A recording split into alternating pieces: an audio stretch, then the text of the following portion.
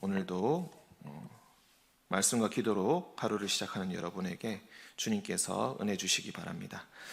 오늘은 사무엘상의 마지막 장 31장입니다. 사무엘의 상권, 사무엘기의 상권은 사울의 죽음으로 끝을 맺습니다.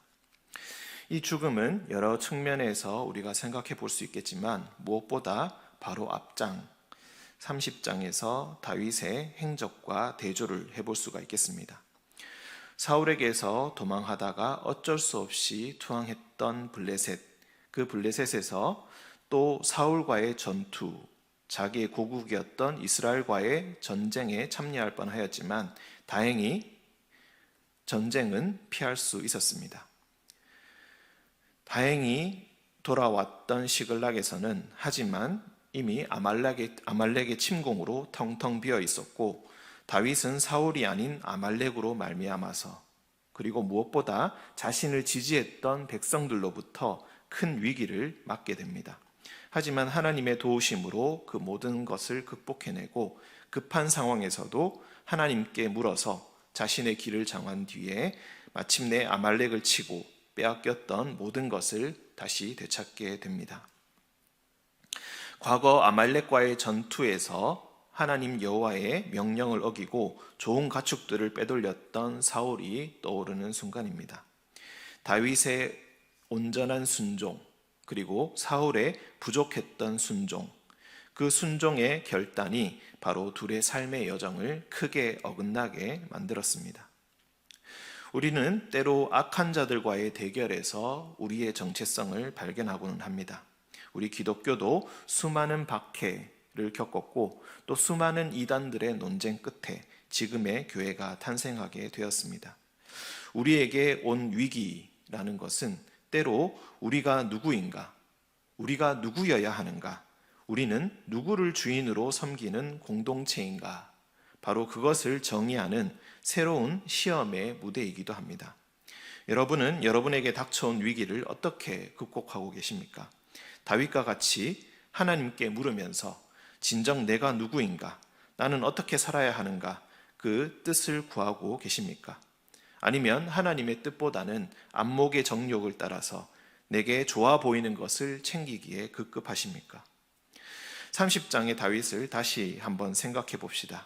그는 아말렉과의 전투에서 얻은 전리품을 전투에 참여하지 않았던 200명에게도 모두 나누어 주었습니다.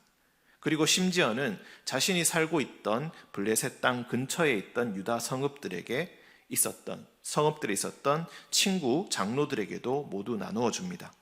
여호와의 원수에게서 탈취한 것을 너희에게 선사하노라 라는 그 말과 함께 말입니다.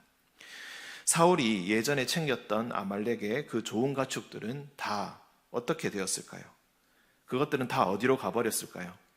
여호와 하나님을 저버리고 선택했던 그 가축들은 사울의 정신을 황폐하게 만들었고 자신의 백성들, 심지어 여호와의 제사장들을 죽이기에 이르렀으며 결국에는 신접한 여인에게 자신과 나라의 길을 묻는 그런 상황에까지 이르고 말았습니다.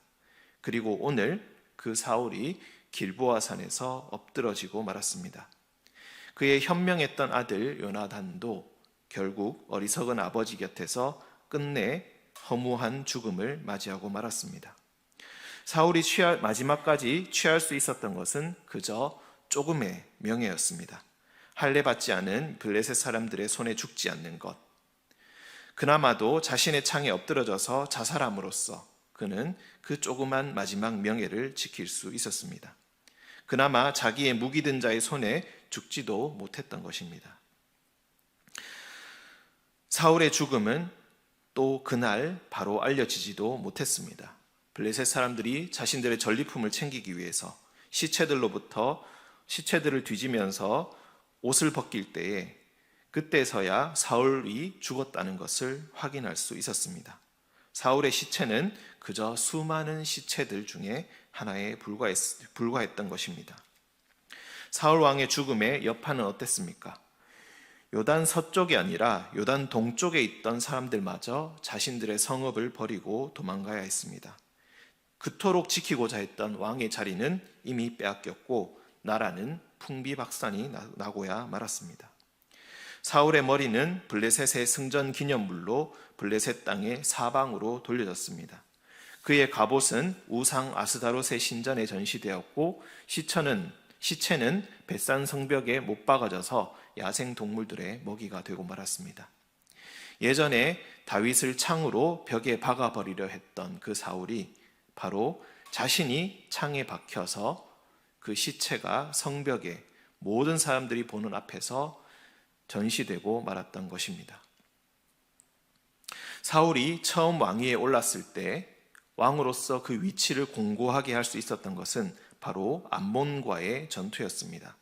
요단 동쪽에 있었던 길랏 야베스에게 암몬이 침공하였고 그 소식을 들었던 사울은 그 소식을 듣자마자 여호와의 영을 받아서 소를 찢어 그 시체를 12지파에 보내며 전쟁에 참여할 것을 독려하였습니다. 그리고 그 전쟁에서 크게 승리하여서 길랏 야베스의 주민들을 구해준 바가 있었습니다. 바로 그 마을의 남자들이 사울의 전사 소식을 듣고 사울의 마지막 소식을 듣고 밤새도록 달려가서 그의 시체를 수습해 왔습니다. 이스라엘 사람들은 화장을 거의 하지 않는다고 합니다. 하지만 아마도 시체가 너무나 부패했기 때문에 특별히 화장을 했던 것으로 보입니다. 그리고 마지막 뼈를 가지고 에셀나무 아래에서 장사를 지내줍니다. 에셀나무는 특별한 나무, 특별한 장소를 상징합니다. 야베스 사람들은 비록 자신들이 할 수 있는 것이 별로 없었지만 그저 할 수 있는 최선을 다해서 그의 장례를 지내주었고 7일 동안 금식하면서 슬퍼하면서 사울의 죽음을 기억해 주었습니다. 사울의 죽음을 기억하고 수습해 준 것은 그가 살아있을 동안에 은혜를 베풀고 사랑을 주었고 구원을 베풀어 주었던 사람들이 그의 죽음을 기억해 주었습니다. 여러분은 어떤 죽음을 맞이하고 싶습니까? 외롭게 쓸쓸히 혼자서 죽고 싶은 사람은 아무도 없을 것입니다. 그리고 죽은 후에 금방 잊혀지기를 바라는 사람도 없을 것입니다. 누구나 인생에서 실수를 할 때가 있고 때로는 잘못할 때도 있으며 이런저런 이유 때문에 누군가의 도움이 없다면 멈출 수 없을 때도 있습니다. 하지만 여러분, 누군가 우리의 죽음을 기억해 준다면 그리고 우리의 죽음을 슬퍼해 준다면 때때로 우리가 이 세상에 존재하지 않음을 떠올리면서 먹먹해지는 가슴을 부여잡고 눈물을 흘려줄 사람이 있다면 그 사람은 바로 여러분의 사랑을 받은 사람일 것입니다. 우리가 예수님을 기억하고 매주일마다 예배를 드리며 매일 이렇게 예수님의 이름을 기억하는 이유가 무엇입니까? 그는 우리를 위해 목숨을 버린 친구이기 때문에 그렇습니다. 매해마다 우리는 40일 사순절을 정해놓고 슬퍼하며 애통해야 합니다. 그가 바로 우리의 생명을 위해 십자가에 죽으셨고 우리의 상처받은 마음을 위해서 죽으셨고 우리의 뼈아픈 실패와 실수를 위해서 죽으셨고 우리의 걷잡을 수 없는 불순종을 위해 죽으셨고 그렇기 때문에 우리를 한 분 하나님과 화해시키기 위해서 죽으셨기 때문입니다. 여러분은 지금 이 시간 가족들과 주변의 사람들을 어떻게 대하고 계십니까? 먼저 내어줄 것보다 받아야 할 전리품부터 기대하고 있지는 않습니까? 남의 처지보다는 나의 명예와 나의 기분과 나의 만족을 위해서 봉사하고 있지는 않습니까? 딱 그만큼만 하려고 하고 있지는 않습니까? 예수님께서 죽으신 것은 그의 모든 것을 우리에게 주시기 위함이었습니다. 하나님은 독생자를 우리를 위해서 내어주셨습니다. 성령님은 지금 이 시간도 말할 수 없는 탄식으로 우리를 위해 친히 간구하고 계신다고 하셨습니다. 하나님의 성도 여러분, 우리도 언젠가는 죽고 맙니다. 때로는 너무 빠르게, 때로는 조금 느리게 다가오지만 우리 모두는 나이가 들면 들수록 결국 시간이 얼마 없다는 것을 더욱 뼈저리게 깨달을 뿐입니다. 하나님께서 주시는 더 좋은 것에 감사하며 가족과 이웃들에게 더 베풀면서 오늘 하루를 살아가야 할 것입니다. 부족한 것은 주님께서 모두 채워주실 것입니다. 죽음은 주님께서 부활의 능력으로 감싸 안아서 결국 소멸되고 없어져 버리고 말 것입니다. 성령 충만한 하루, 또한 내일 초하루 그리고 종려주일, 그리고 고난주간, 그리고 마침내 부활절에 이르시기를. 이 기간이 여러분의 탄식과 염려와 고민이 기쁨, 확신, 웃음으로 변하시는 거룩한 기간 되시기를 주님의 이름으로 축원드립니다. 함께 기도하겠습니다. 우리의 모든 것 되시는 주님, 불순종한 자 사울의 최후를 묵상하였습니다. 하나님의 뜻을 따라 기름 부음을 받고 주님 주신 능력으로 전장과 나라를 휘어잡았던 자, 하지만 조금의 가축을 탐해 불순종의 길로 접어든 자, 망령과 질투로 인해 하나님께 버림받은 자, 그저 조금의 명예를 위해 스스로 목숨을 끊은 자, 그의 뒤를 따르던 이들은 모두 죽고 예전 은혜 입었던 자들에 의해 겨우 장례를 치를 수 있었던 이스라엘의 첫 번째 왕 사울을 기억합니다. 주여, 우리는 사울과 같이 되지 않기를 원합니다. 순종이 제사보다 낫다는 사무엘의 말을 기억하게 하시고, 혹시 우리가 인생의 어떤 시점에서 사울과 같이 잘못된 길로 들어섰다면 주여, 다시 올바른 길로 돌아갈 수 있도록 우리를 인도하여 주옵소서. 다윗처럼 크게 위급하고 다급할 때에 주님께 부르짖으며 오직 주님의 도움을 구하게 하여 주옵소서. 온전한 순종과 통넓은 사랑으로 나의 가족과 나의 영향력이 미치는 모든 곳이 하나님의 나라 천국이 되게 하여 주옵소서. 우리에게 자녀를 주시고 화살통에 가득 찬 화살과 같이 자랑스럽게 여기게 하신 주님, 자녀들을 위해 기도하는 어머니들의 기도를 기억하여 주옵소서. 건강과 안전, 취업, 진로, 경제적인 문제 주님께서 모두 인도하여 주옵시고, 무엇보다 영적인 문제들, 신앙의 숙제를 위해 기도하오니 주여, 우리의 자녀들을 사울의 길이 아닌 다윗의 길로 인도하여 주옵소서. 주여, 혹여나 자녀를 갖지 못해 고민 중인 자들이 있다면, 그런 자녀들이 있다면 이 시간 기억하여 주옵시사 그들의 태의 문을 열어 주옵소서.